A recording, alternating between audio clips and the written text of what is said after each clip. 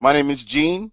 You can find me on Twitter as Super Heavyweight. I do have my name up here. I will be joined by Buccaneers royalty, Princess Nikki.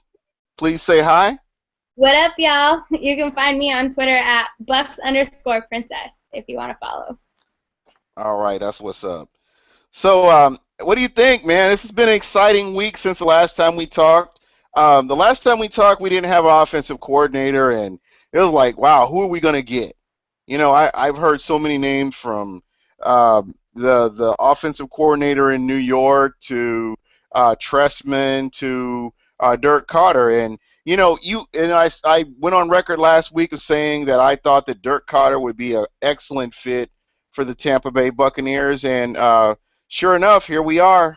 We finally have an offensive coordinator. So, what do you think?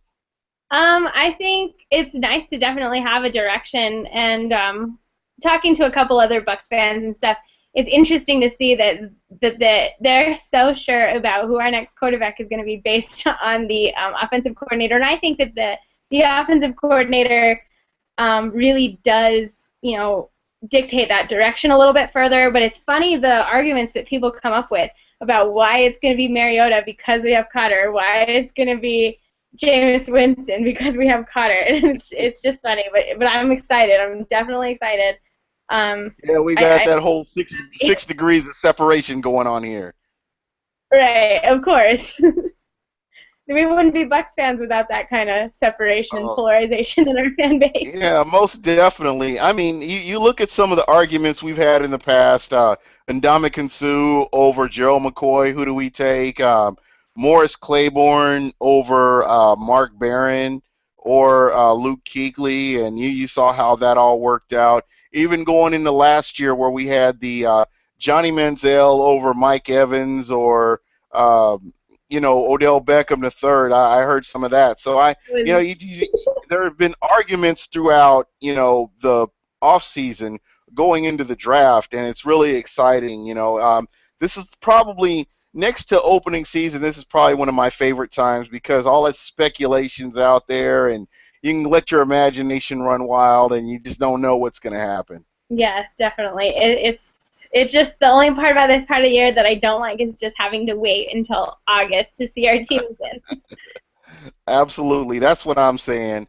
I know that we ended on a very low note. A lot of people are happy with the way we ended up because we do have the first overall pick, and I don't want to get ahead of myself throughout the show. I do kind of want to talk to you. I know that you've done a little bit of research on Dirk Cotter, and I'd like to get your insight on him or what you think, or how do you think he's going to help the Bucks get to that next level? Um, well, definitely. I read an article. It was by my friend Roy Cummings of the Tampa Tribune, and he had a great article about Dirk Cotter and how he improved the Falcons' offense um, just over the years and like kind of adjusted his systems to fit their shortcomings. Like when they lost their best left tackle, he had the route patterns be like 5 to 6 yards shorter than they would like to run usually. So it's just like it was interesting in that article to see about how he was able to be adaptive when things, they had a domino effect after their left tackle was injured. So that was pretty cool. I looked up a little bit about his style of offense that he likes to run, and he likes they call it the four vertical scheme, which kind of sounds like we would be committed to throwing the ball deep, but it's also kind of like a spread offense. They have a lot of four receiver sets, two on each side, wide out. And it's mostly run out of shotgun, so that sounds very, pocket passer, deep ball kind of stuff. But they also, stick to the standard, quarterback under center with your two wideouts, a slot, and a tight end. But what their main focus of this offense is trying to get 4 out of the 5 eligible receivers to run downfield, which forces your safeties to stay deep, and then you can have your 2 slot receivers kind of either cut their routes to like post or curl routes and really take advantage of the middle of the field.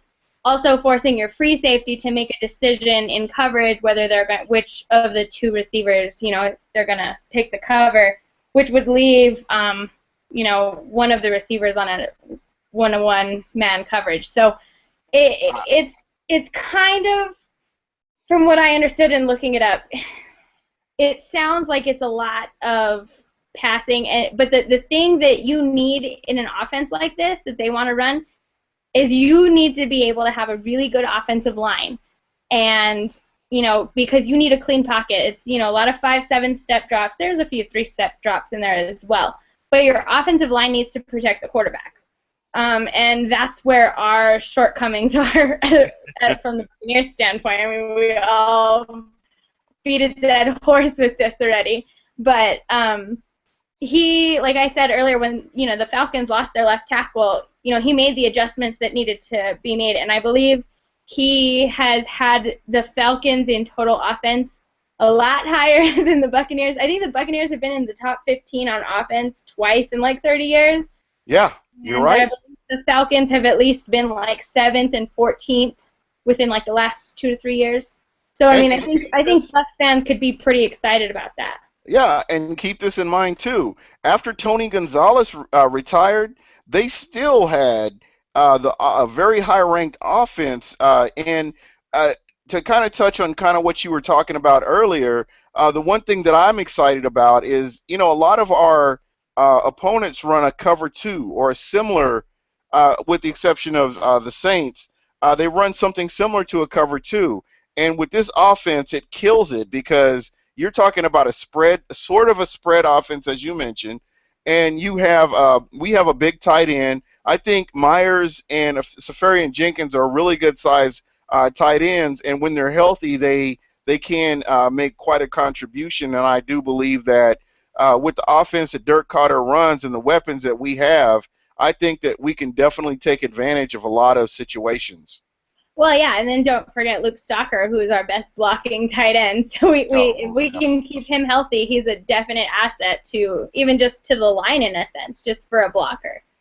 So yeah. you can't forget him. But the funny thing about, like you said, it's kind of a spread offense, which you hear spread offense and you think Marcus Mariota, like that's where everybody's heads go. But you need the pocket passer that's going to be able to, make those reads, go through his progressions, and make the right decision, which more, in a sense, points to Jameis Winston. And that was a very good point that you brought out, which kind of we can kind of come back and talk about Dirk Carter a little bit later on. But since we're talking about the different quarterbacks, let's look at the national championship, which we just saw on Monday, and this was kind of a audition for the quarterback Marcus Mariota because of how well he did against Florida State. Now he's playing against a little bit faster defense and a coach that he does good on the national stage. And based on what you saw on Monday, what did you think? Well, I mean, going back to our show last week, a lot of the things that I saw from Mariota that I considered not necessarily negatives, but I didn't see him, display those skills as much. That's what I was looking for when I was watching the game. I was looking to see him, put the ball between 2 or 3 defenders and, fit it into windows. And when he was throwing a ball, past 10 to 15 yards, I wanted to see how accurate it was. And granted, that defense, Ohio State's defense is a lot better and more athletic, in my opinion, than Florida State's. They were able to get to him a lot quicker. So he was flustered. Marcus Mariota is an incredible athlete.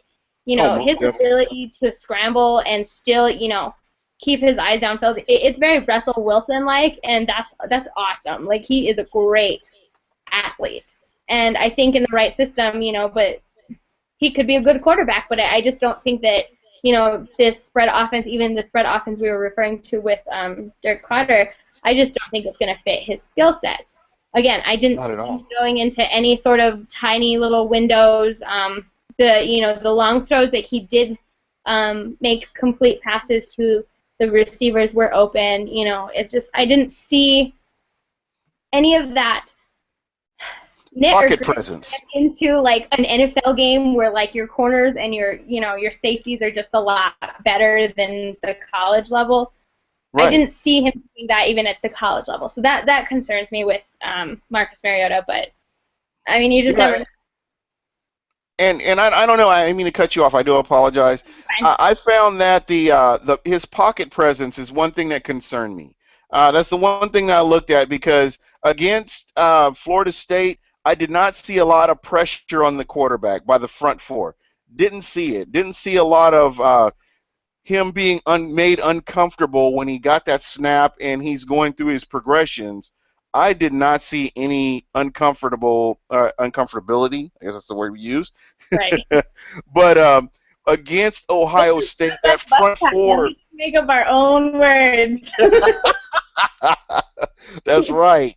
So, against a better defense, which unfortunately they were ranked at the very bottom as far as the top four teams in the playoff system, but they proved that their defense, their coaching, they were able to get pressure on the quarterback and they were able to create situations where if you're a quarterback that has that pocket presence, hey, I need to get the ball here. I need to do something with the ball. But what I noticed about Mariota was that he would get his first read. If that wasn't open, he's off to the races. Right. Uh, I did not see a lot of stepping up and creating a pocket. Whereas your play is breaking down, you're able to step up into the pocket, give yourself a little bit more time to get that ball where it needs to go. I didn't see that. I just saw a guy that was playing on pure athleticism,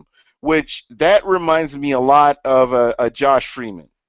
And not comparing the two, I'm just saying that's what it reminds me of, where Josh Freeman did not have the tools to get him to the next level, and what you saw was pure athleticism. It wasn't what you didn't get the best out of him that you could have. And with Mariota, I saw athleticism. I didn't see pocket presence. I didn't see the ability to step up in the pocket and extend the play. I saw more of first reads not available. Let's run. And when he was completing these passes, there were bubble screens, and what you saw, the majority of his yardages was yards after the catch. Right. It wasn't that beautiful pass into a window like the who is the quarterback for Ohio State? Cordell Jones. Cordell Jones. I saw 4 or 5 passes where he put it in a window. He put it on a frozen rope and got the ball where it needed to go. Yeah, So definitely. I mean, Cordell Jones has no business entering the draft now, which I'm glad he decided to stay in yes, school. most But most definitely. I mean, I could argue the other side of that too. There's a part of me that thinks that there's no guarantee that he's gonna get more time, more playing time at Ohio State. So if you're gonna ride the bench, might as well get paid for it in the NFL. But off of 3 games, it's just But if you were to ask me who the better NFL prospect was in that game, it was definitely not Marcus Mariota. Oh, most definitely. And I want all the Buccaneer fans to know I'm not hating on this guy. This guy has talent. This guy has speed. And he has a really sharp mind. I'm just saying that he's playing in a system that's not conducive for the NFL. You have to be able to get under center at some point in time in almost every offense in the NFL. What did they say? I think Spider was telling me something about, and I have to I have to check this out. But he had mentioned that Alex Smith was doing like 30% of play action passes. 30%. That's a very high percentage in the NFL, and nobody's doing it. Doing more than that. And I look at somebody like Marcus Mariota. You would have to have an offensive coordinator that's willing to create an offense custom made for him, kind of like what Tim Tebow had in Denver when he was there and he made that run to the playoffs. There was an actual offense that was created for his skill set. Right, definitely. And going back to what we talked about last week on the show, it's a very quarterback-friendly kind of offense. It's your first read is usually the one that you're gonna throw the bubble screen to, or a running back screen. It's just that's how that system works. And considering Chip Kelly and his offense when he's turning Mark Sanchez into a decent quarterback. It's just a very quarterback-friendly offense. So Yeah, most definitely, and like that is a great point because we saw the struggles that Mark Sanchez had for the Jets, and we see him re-energized coming over to uh, the Philadelphia Eagles. But at the same time, he was still exposed in some ways by defensive coordinators that were able to plan for him. right, definitely. I don't know. I guess we can debate that the further it goes along, but as of now, we have a direction with an offensive coordinator. And just because, he runs a form of a spread offense, I just don't think that it's the fit for Mariota, and that's just an opinion. It's not And you fact. know what? And I think we can both agree on this. All we want is the Buccaneers to start winning. Oh, That yeah. at the end of the day, I really wouldn't care who our quarterback was. I want to start winning, and I do believe that with Lovie Smith and with the new offensive coordinator, I think that we are pointed in the right direction.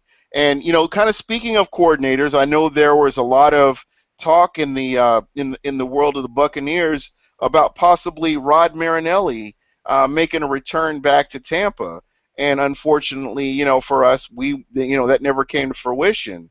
But Right. looking at the overall scheme and where we are right now as a Buccaneers team, it's really exciting because I think that Leslie Frazier was making progress with the talent that he does have available. And keep in mind that there are a lot of pieces out there that will be available for free agency and available for uh, through the draft, and I think that there's a bright prospect that way.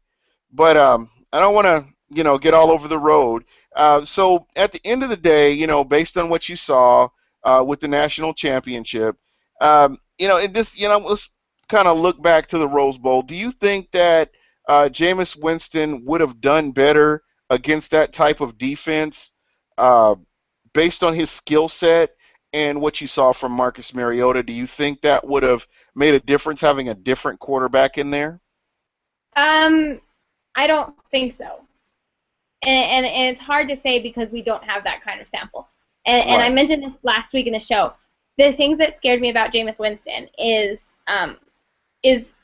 something that I've commended him on, but also it freaked me out in the game against the Florida Gators. One of the most athletic defenses he faced, he was very flustered.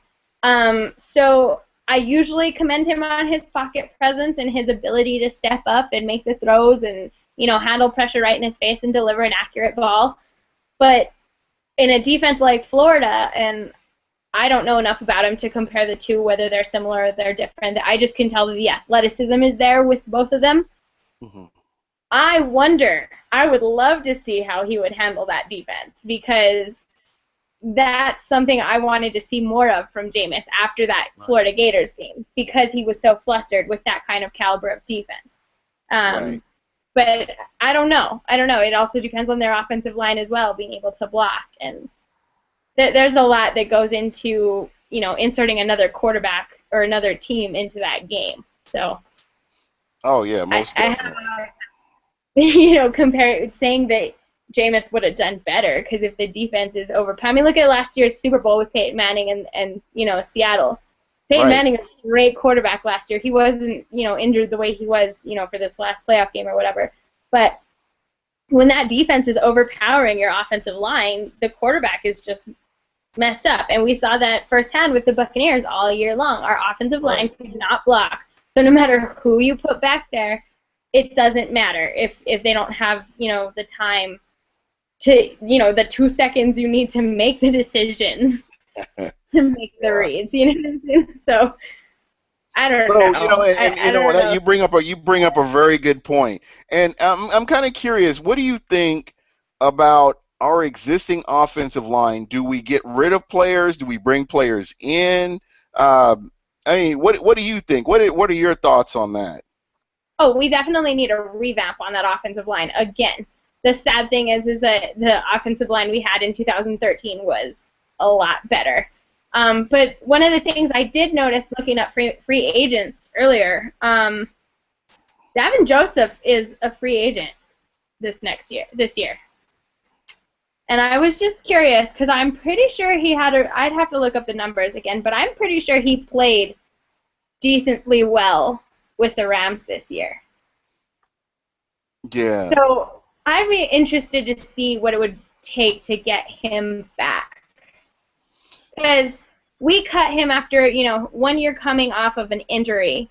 A catastrophic injury. Oh, yeah, bad, terrible injury. And he was totally a shell of himself. But 2 years removed from that injury, and I'm pretty sure he had a decent year with the Rams.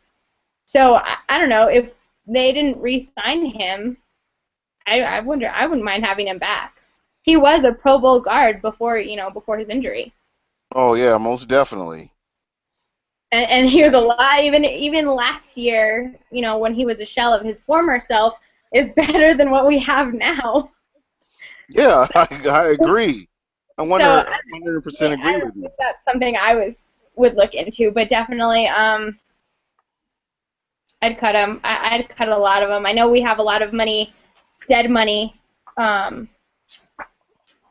right now. I think the Buccaneers sit at $7.1 million of dead cap money, and we have actually $30 million, I believe, available to spend. Don't forget, we also have to sign Levante David before the season. I've been griping about this from... It'll happen. I'm not worried about it. You know what? And you know what? I 100% agree with you. He's another key piece of that defense that definitely needs to be signed. I think you can put other pieces in around him and Gerald McCoy, but he is somebody that, as smart as he is, and he has a nose for the ball, I think that's somebody you definitely need to sign. Yeah, definitely. Interestingly, Evan Dietrich Smith, if we cut him before June 1st, we don't get any dead money off of him, and we'd actually save $3.7 million. So that, I know we just I think that is definitely something to consider. I was very disappointed in how he played this year, and I expected so much more out of this guy. Oh yeah, and definitely. And another one is Logan Mankins. If we cut him right now, we don't lose anything, and we gain $7 million in cap space. So that's something to consider. I'm not, but he only counts, like I said, the $7 million against our cap right now. So it's just we'd have to go through and literally look at what the options are, at center or, guard for that matter. Davin Joseph could be one, put up. And are there any, and let me get my little free agents doohickey out here and take a look. But, there are quite a few free agents that are, I think the free agent class, and maybe I'm wrong here, but I think the free agent class this year may be a lot better than what we saw last year. Because, you have people like Ndamukong Suh, DeMarco Murray. Right, Hardy. But I know he has drama, so I don't know if we need that. Yeah. Yeah, definitely. We've got a lot of different Dez Bryant, which I know that the Dallas Cowboys are going to lock him down. Yeah, I don't even know why they're even mentioning this guy. Gore, Michael Crabtree, Jeremy Maclin, Demaryius Thomas. I'd have to talk to Scott Karasik, but how did O.C. Umenyiora do last year for them? He did okay. He wasn't a Pro Bowler, but he was solid. I don't know. I probably wouldn't have paid what they paid him, but I think he did all right. He's also I'm looking like Jerry Hughes from the Buffalo Bills is a free agent as well. And he had a really good season last year. Jason Pierre-Paul is another one that's Jason Pierre-Paul. The thing about him is, he has that back, consistent back injury that he deals with.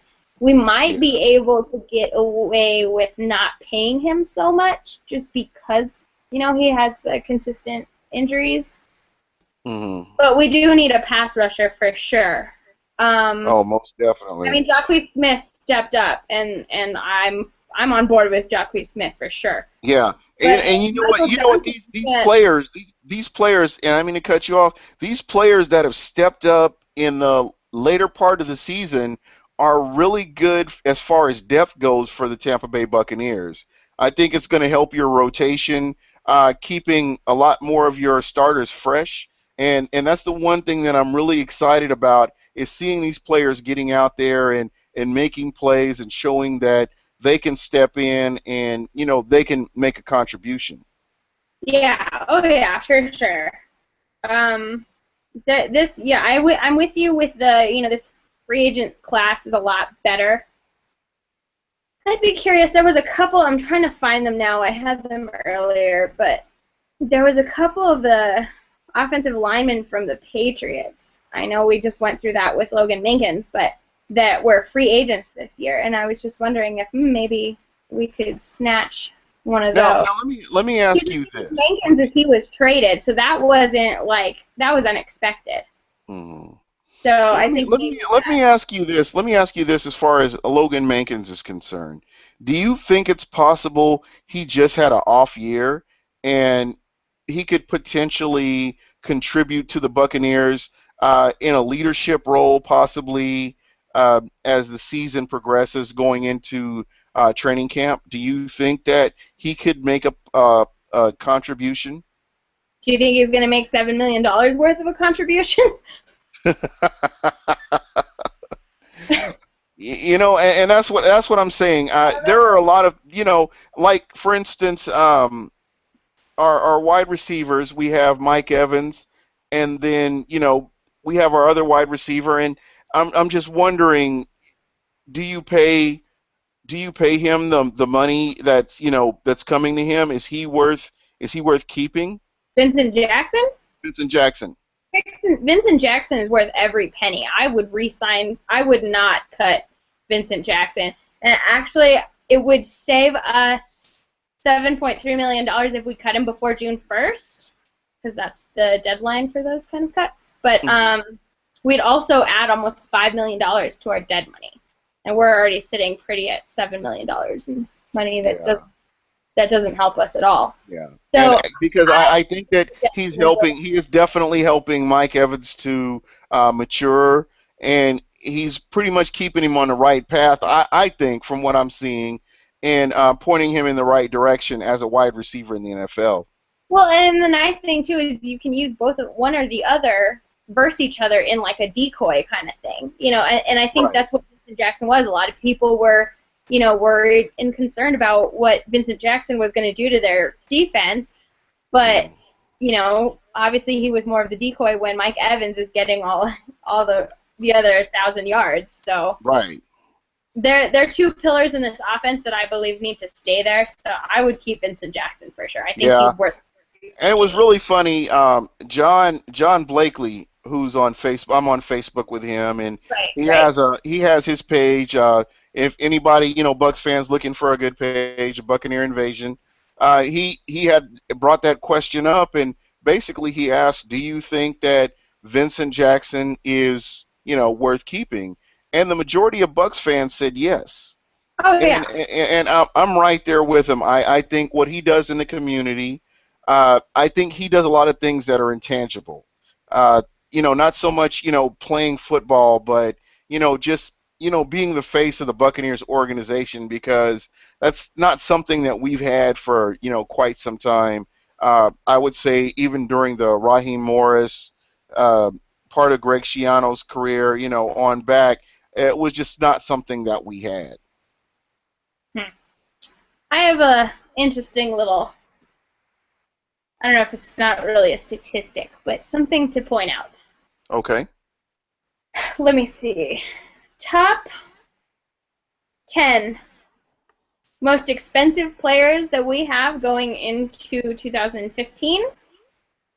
Number one, Gerald McCoy, with a cap Of hit of course. $14.5 million. Okay, worth every Worth it. penny. Worth it. Absolutely. Vincent Jackson, he is $12.2 million against our cap. Worth it. Absolutely. Number three, Deshaun Michael Golson. Johnson, $9 million. against our cap hit this year. You know Number what? And we talk about Michael Johnson. He was one of the players that I was pretty excited about oh yeah, getting, we all were. and We all drank the Kool-Aid on that one. yeah, yeah. But I will say this: I do not believe that this guy was 100% healthy throughout the season. I Now, agree. now I will say this: this is his year. Yes. Well, and 2015 also is it does not, from a financial point of view, it does not make sense to cut him because if we cut him before June 1st, we're going to add $7 million in dead money. so we basically would double our dead money and we'd only save $2 million. plus shipping and handling. Right. So Michael Johnson is here to stay for the year. So like you Yeah. said, this is his year, and I agree with you. He had that ankle injury that I'm sure was nagging him all year long that he played through. So kudos to that if that's really the case. But yeah, that's our top three. So we have Gerald McCoy, Vincent Jackson, Michael Johnson. Number 4, Deshaun Goldson.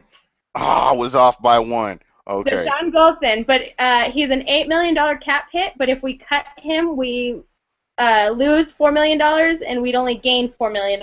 So if we cut him, it doesn't do us any good, but it wouldn't really hurt us either. It's still $4 million. And you know what? I will say this about Deshaun Golston. Deshaun Golston was number 3 in 3 or 4 in tackles on the whole team from his position.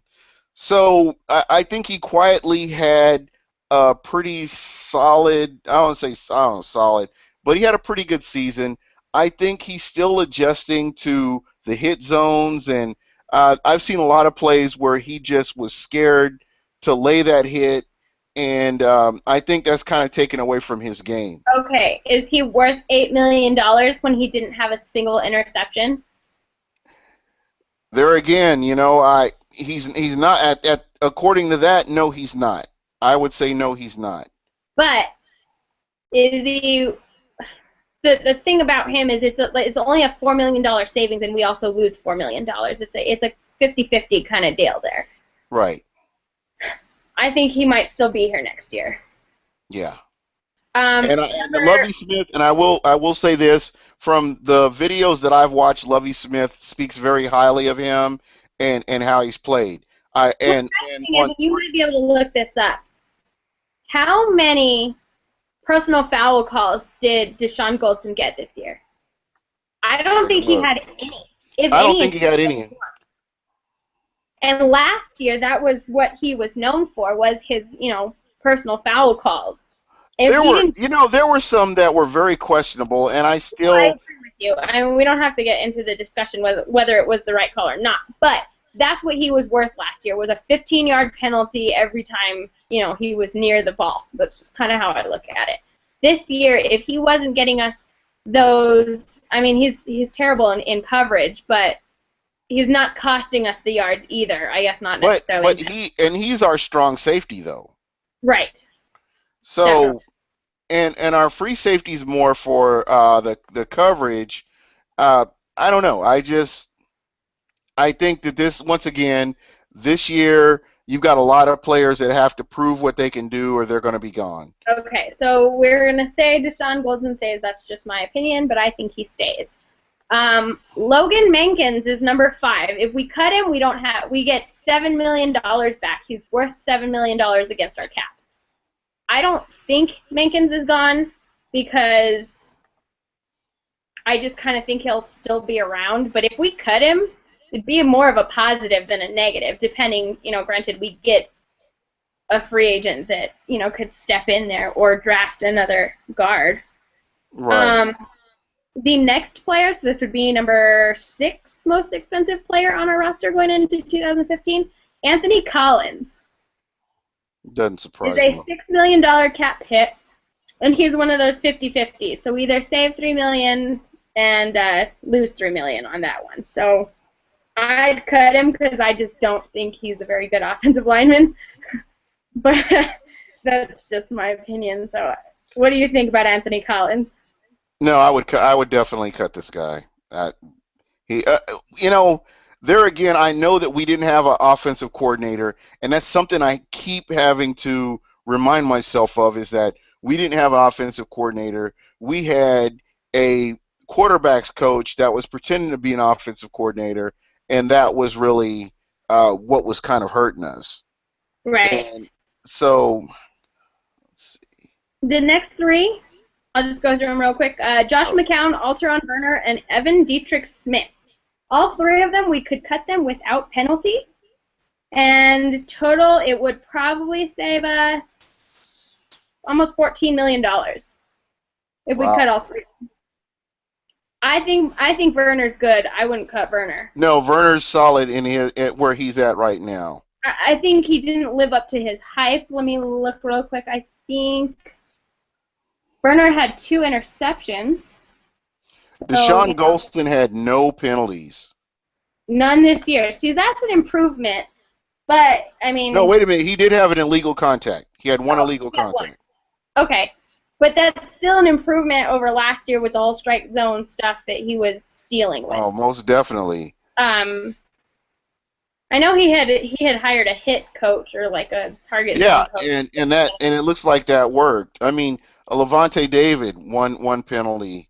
Um, Jonathan Banks had 3. Danny Lansana 3. Lewis Murphy 3. Akeem Spence 3.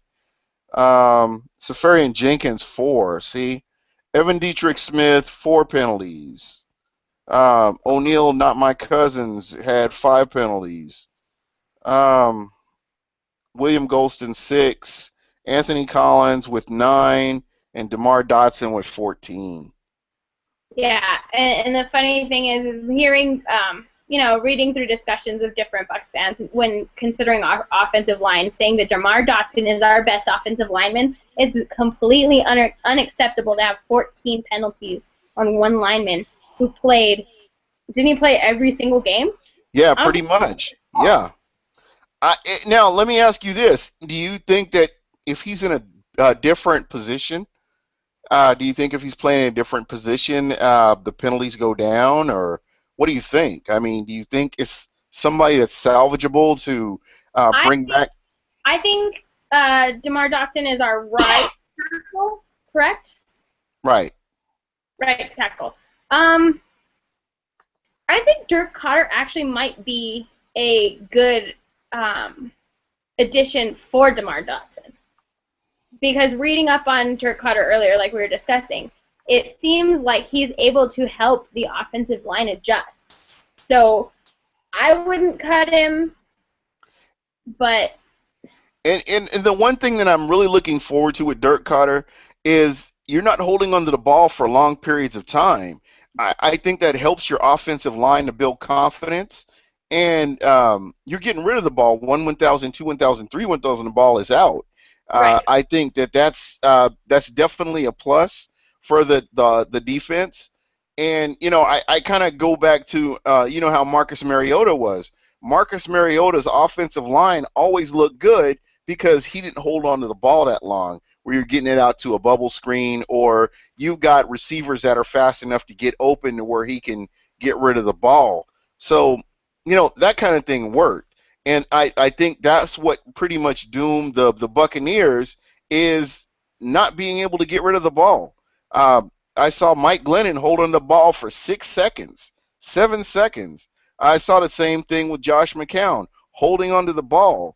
And I think with this offensive coordinator and the scheme that he runs, very quarterback-friendly scheme, and I think that that's going to speak volumes for the offensive line and the amount of work that they're going to have to do.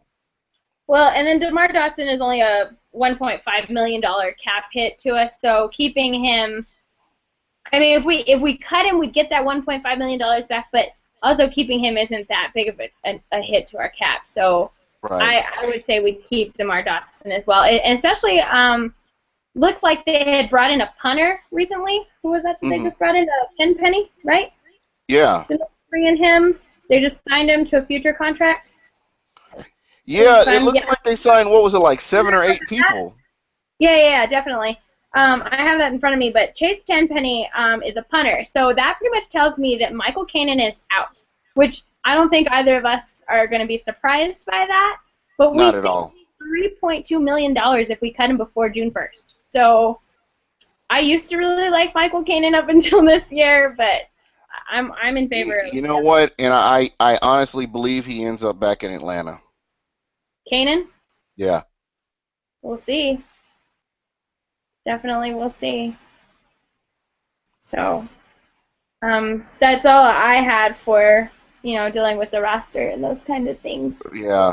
And, Finan- just kind of, while we're on the subject of the offensive coordinator, I know that, like we had talked about earlier, and I'm looking here at pewterreport.com, and, any Bucks fans, if you want good, solid information, I feel like if you can't get it from Steve White, Mark Cook is awesome at Pewter Report. I love Pewter Report. I've been subscribing to it for a couple of years now, and I you can't go wrong with it. I think that's really Definitely. Also, the Bucks Blitz has become a very good site as well. There's Gil Arcia from the Bay Cave, and yes. also Gil Bluff. Arcia is rock solid too. I really enjoy reading his Yes, posts as well. definitely. The Bucks Brief is awesome. Luke Easterling is an amazing follow. Everybody should follow Luke Easterling on Twitter because he always has some good information as well. So. Yeah, and I think you were on a podcast with them. Yeah, I've been on the And Bucks Brief a few times, definitely. Yeah, Yeah, and I think that's kind of where I picked up following them. I really do like the show. I like their insight as well. also, Unlike they feed a lot off of What the Buck. Old yeah, school Derek What the Buck. He's amazing. yeah, So, Bucks fans, uh, there are plenty of places you can get real information. Don't yeah, don't just stick to what NFL.com has because they're not specialized and they don't know yeah. things in And detail. pro football talk.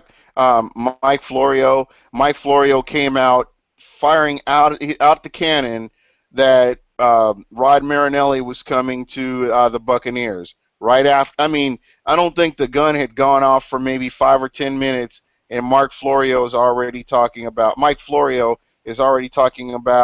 Rod Marinelli coming to Tampa. So I mean, I think the local guys, if you can, like I said, Pewter Report and what was the other ones that you were, What the Buck, and I Joe Bucks fan is awesome too. I think.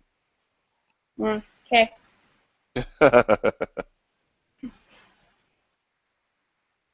So, we've kind of talked about the offensive coordinator. We've kind of touched on the national championship and some of the free agents that are available. What do you think about the draft? I mean, let's kind of get past, the first round, which we both kind of think it potentially could be a quarterback, unless somebody comes to the table with a amazing offer that the Bucks can't refuse, and they end up with more draft picks.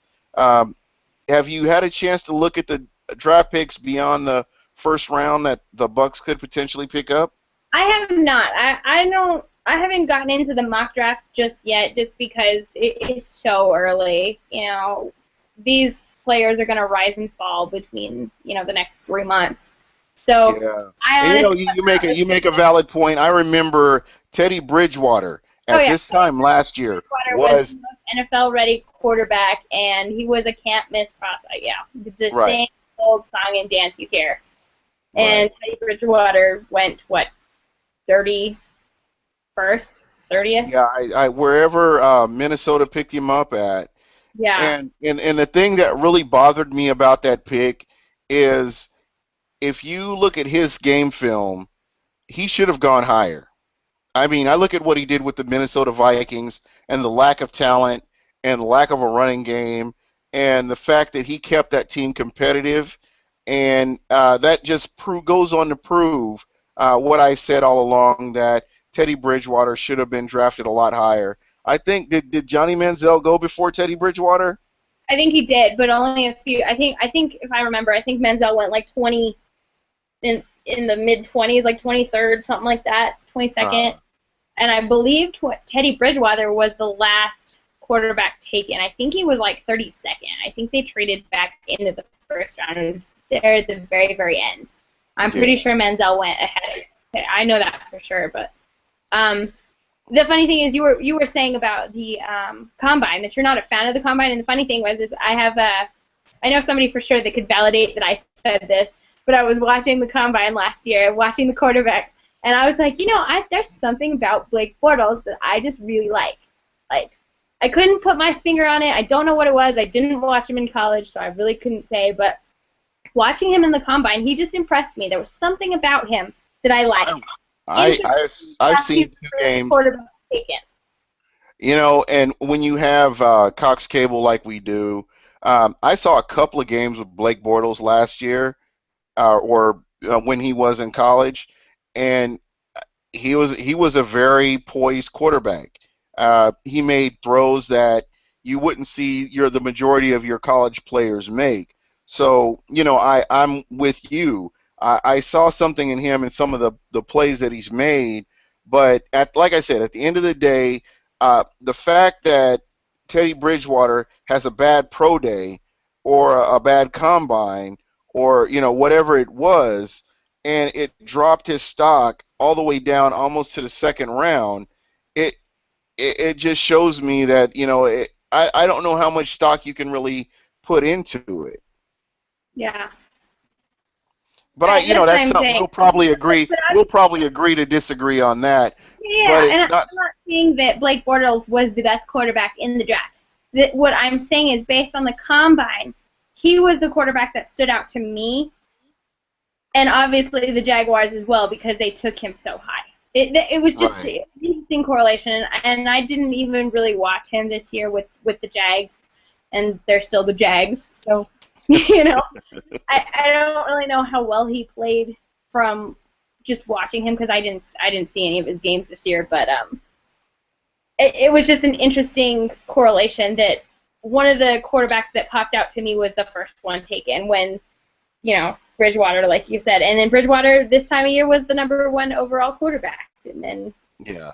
he went I think last in the first round. Yeah. This is an interesting So little correlation.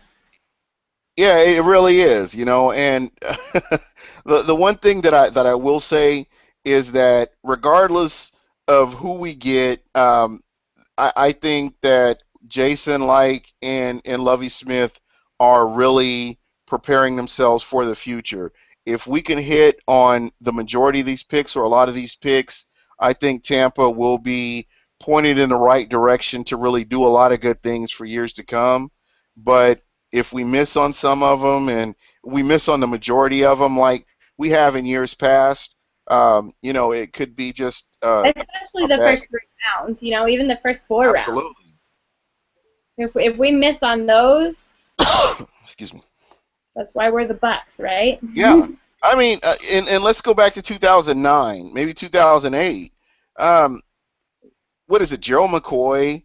Um, I'm trying to think of players that we've hit home runs on since 2009. None. You're Not right. in the first 3 rounds. Or well, I think No. we got Levante in the third, right? Levante David Probably the was third third. round. Third round. Yep, you're right. Yep. And so, that's the one thing that I try to caution fans with is that we have these picks, but you still got to go out and make these draft picks and make sure that these are picks that are going to come in and help your team for years to come, not just for this year, and you might get rid of them, but this has to be something that is part of the foundation for building a team like what we had back in the late 90s and early 2000s. Well, even talking about draft picks, what about people like who are no longer under contract this year, like Adrian Claiborne or Daquan Bowers? Like, if we don't re-sign them, then was that a bust of a pick? You know what? And I would have to say that it is. I would honestly say that it is. When you pick a player and you re-sign him to a major contract, then you've got somebody that's part of your franchise and part of the building blocks for the franchise. But if you let him go, then they weren't. Then that I wouldn't consider that a successful pick. Daquan Bowers has really disappointed me. I had so many high hopes for this guy coming in and making a difference, and he hasn't. He's come in out of shape. He acts like he doesn't really care. What And about maybe I'm wrong. Maybe I'm wrong. what about Claiborne? Claiborne has been, unfortunately, he's been the victim of injuries. I think with the aggression and the type of style that he plays with, I really thought that I think that he could potentially make a difference, I especially. really think that Adrian Claiborne should be kept around just for depth purposes. Even if he's not a starter, I'm not sure you'd get a starting job anywhere else either. But I think for depth purposes, I would keep him around. I don't think. I mean, you don't have to give him a big blockbuster type contract. He doesn't deserve it. No, But absolutely not. I would definitely keep him around. I think that Bowers. I think that with Claiborne, you put incentives in to, what have you done for me lately? You put the type of player-based incentives where if you play good, you get rewarded. If you don't, well, you just don't get rewarded. Right. And, I would love to see him 100% healthy. I know that not last year, but year before last, he was coming off a catastrophic knee injury. So he wasn't 100%. And I do believe that, had he not had this, what was it, a biceps tear or He tore both of his biceps. yeah, I honestly do believe that he would have had an excellent season this year. That was what I was looking towards, and I Yeah. think that giving him another chance, like you said, we have depth in a lot more positions now than just running back, and I think as we build around that and get players that are that starting caliber, and we have players that we can rotate in. I think that this defense is well on its way to making a big difference. Right. I agree. I think I think Bowers is done. Yeah, Definitely. absolutely. Bowers. I'm really disappointed. I'm really disappointed in him. Yeah. Bowers is done for sure. I would keep. What about Mason Foster? Mason Foster is You also. know what? Mason Foster is a player. I like how he plays, and being on Southbound and Down and talking to some of our um, you know competitors in the NFC South, a lot of players had a lot of respect for Mason Foster and the way he plays. He has got a nose for the ball. I think what he was able to do with Greg Schiano and the next year having a short strike, a strike shortened season, preseason, where he didn't get in and get all the reps that he should have. I think that he's progressed very well, and had it not been for injury, I think he would have made a big difference. But Yeah, I think real, there were times Mason. I really like Mason Foster a lot. mm, I think there were times where he struggled in the cover two, being the right, middle linebacker, and the middle linebacker has to, cover the flat and mm, decide. right, There's a lot of decision making going on, and I think a lot of the times he was overcompensating for, some of the other linebackers that were lost in the scheme. So I think that kind of played against him and made him look like he wasn't doing very well. yeah, But you saw what happened when Mason Foster wasn't in there. yeah, It was 10 times worse. So, yeah. It was atrocious. It yeah, really was. by And the way he was tweeting, I don't think Foster's coming back. I wouldn't mind seeing him back as long as it wasn't like a big old contract. yeah, Uh, so, I don't know. but I Interesting. think that's what he's looking for is big money. Uh, I know that he's from Seaside, California, and you never know, he may end up with the Raiders or somebody, back over in the Bay somewhere. Right. But I'm like you. I don't believe that he will be coming back. And once again, based on those tweets, we don't know. Maybe Lovey Smith or Jason Light may have his ear to where they may be able to get him to sign. But once again, that injury this in a contract season really hurt him. And I do believe if he had been 100% healthy, I think that Lovie Smith and Jason Licht may have seen enough of him to want to keep him around. Right. Anything else in closing that you have that you wanted to touch on real quick? I'm looking through this real quick. So we kind of talked about the draft. We talked about the free agency. What one more thing I do want to kind of touch on this. What do you see as, besides the offensive line, where do you see positions that really need improvement as we look towards the draft? Defensive end for sure. Other than the offensive line, defensive end for sure. We need somebody on the other side of Jill McCoy. I mean, Jacquees Smith, like I said, did really well. And if Michael Johnson doesn't step up, we need some sort of pass rush. And I think that we're very thin in that position. Oh, yeah. I would love to see a little bit more depth in that position I'd as love well. to see William Golston step up a little bit more. I don't think he got the reps. I would have liked to have seen him involved a little bit more than what they had him. Yeah. But, it is what it is. I'm not the coach. I'm a fan. Coaches coach, GMs bring the players in, and fans just root for the team that's on the field. What do you mean we don't get to play fan GM over here? Only when I turn on Madden. That's the only time. So, I don't know. I'm really excited. I'm here in Phoenix, Arizona, and getting ready for the Super Bowl. I will definitely be rocking Buccaneers gear from this point forward, just to rep my team and just let the football world know that the Bucs got fans here in Phoenix, and I'm really excited for that. The Pro Bowl. I will be tailgating down at the Pro Bowl. Hopefully, I can get a chance to see Gerald McCoy or Levante David, and you never know what can happen.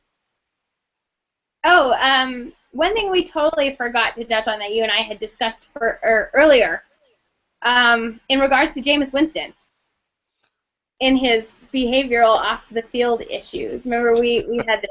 Oh yeah, we were talking about that. We definitely need to rehash this out, and I put this on Twitter, and there was a few of the Winston haters that definitely, jumped into my mentions about this after I said this. But I want to clear the air as to what I think. I'm not a Jameis Winston lover. I'm actually kind of more of a hater just because I'm a salty Auburn fan. But the more I consider Jameis Winston and his off-the-field issues, the less I'm concerned about them. Other than the rape, which, was just an allegation, it was never, prosecuted. The only people that know what happened in that room is him and the young lady. So, in the eyes of public opinion and, the justice system, he's innocent. It was just an allegation. So we can literally just put that aside. It does not have anything to do with us going further. If this keeps coming up, then obviously it's a problem. But the second major thing that was the stealing of the crab legs. And this is an opinion, I don't know what happened, but when I think about it, I think about college athletes, even the ones I know at the University of New Mexico.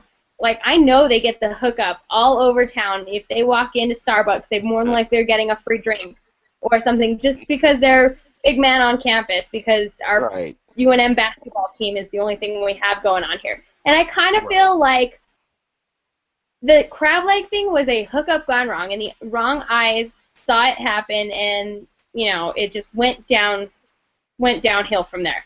So I wouldn't consider that. It's not like, this is just an opinion. My opinion only. I think it was a hookup gone wrong. So I'm not. And if you're any normal person, if you're getting the hookup, you're gonna take it. Yeah. So I don't know very many people that turn down a hookup. No matter if that's on an alcoholic beverage at the bar, or your mechanic didn't charge you for labor, or whatever the case may be.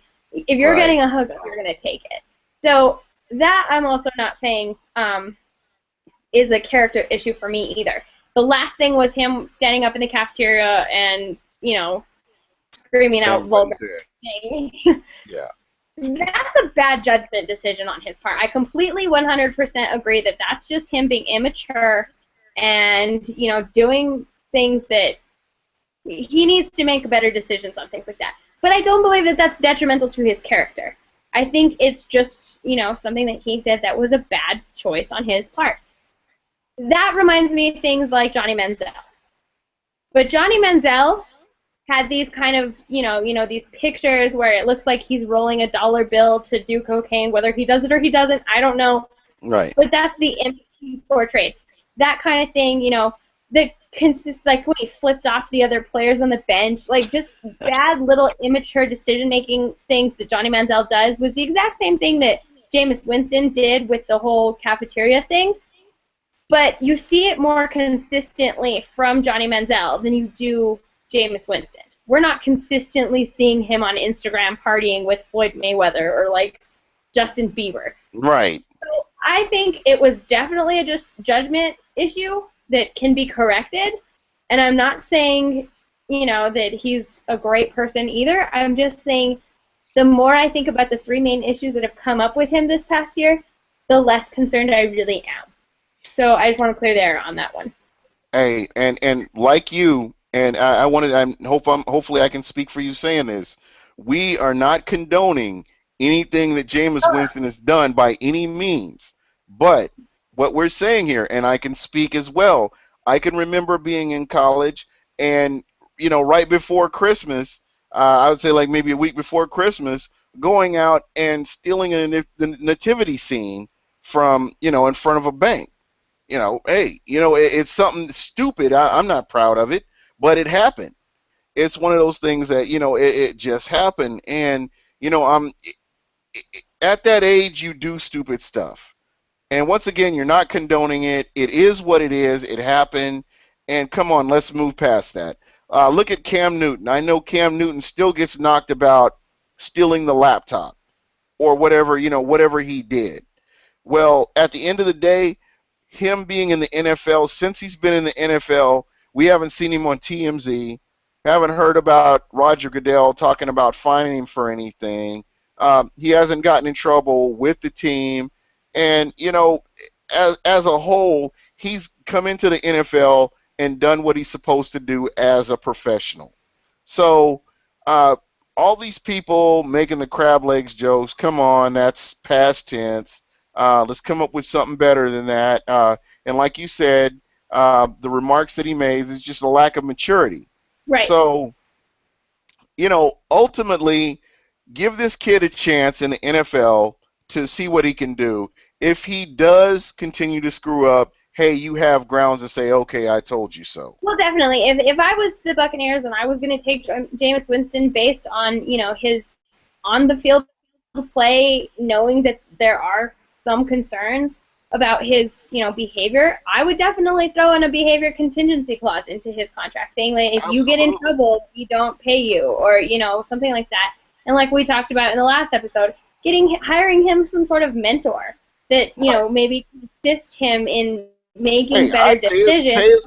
Pay his mom a couple $1,000s to follow him around. He ain't going to get into nothing. Right. I don't know. I know I'd hate to say we need to chaperone him because I feel like he's an adult now. But yeah, absolutely. 21 years old. But at this point, when you come into the NFL, and one of these owners has brought you into his organization, you are an investment for that owner. And as an investment, you want to protect your investment, like with Dez Bryant. You look at the issues that Dez Bryant had early on in his career, and you pretty much don't hear about it now because I'm sure the Dallas Cowboys have worked something out to keep this guy out of trouble. And I'm thinking, that is something you could potentially do with a Jameis Winston. This guy is an investment for your team. So you have to keep him out of trouble. That's imperative. Right. So yeah, I'm not saying I'm a Jameis Winston lover either. If we take Mariota, I'm 100% in it. I want my team to win. I want the best player for my team. Amen. There you go. I'm just clearing the air about how I feel when it comes to, his off-the-field concern that everybody that wants to say he's a good player on the field, but I can't be a fan, if we take him because of the off the field stuff. This is just my opinion and the way I'm doing it, and maybe somebody can consider it the same way. That's all I wanted to Right. do. I mean, it's gotten so bad with Bucks. Some Bucks fans. I read somewhere on Facebook earlier today.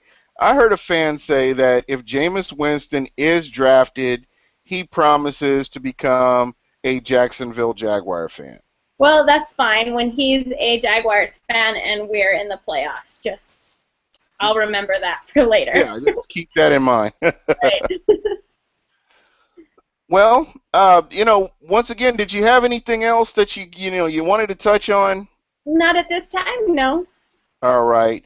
Well, fans, I really appreciate everybody taking the time to, listen to us, check out our show.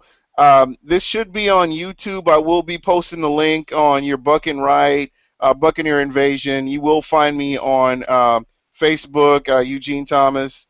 I'm an administrator for You Buck and Right. Nikki, you can find her on Facebook. You can also find her, Nikki.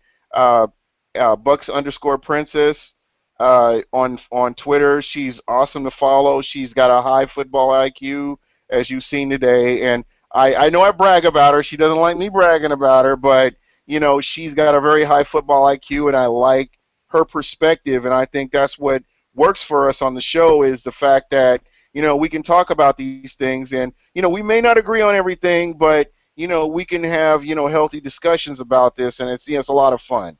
Yeah, definitely. So you probably won't see us for, I don't know, a week or so, but we will definitely do something here in the future. If something exciting or big comes up, free agency signing or something to that effect, we'll definitely have a show, and we'll just kind of, slow it down a little bit. This is getting closer to the off season, getting ready for the Super Bowl, and as we get closer to the draft, we'll definitely pick back up, and I'll definitely let people know when we're going to be doing the show again. So, in closing, Nick, any closing arguments, closing statements, closing thoughts? Go Bucks. Yeah, that's right. It's a Bucks life. Bucks life, baby. I'm repping my new ink, nice and happy. Oh yeah, and I did want to mention this too. When we first started our show, she was unavailable, and she was actually taking some ink for the team. So I'm excited. I've seen her tattoo, and you know what? I decided I'm gonna get the same thing. I'm impressed. I'm like a trendsetter. All right. Well, hey, you have a good evening, and everybody, thanks for checking us out, and talk to you later. Thanks, y'all.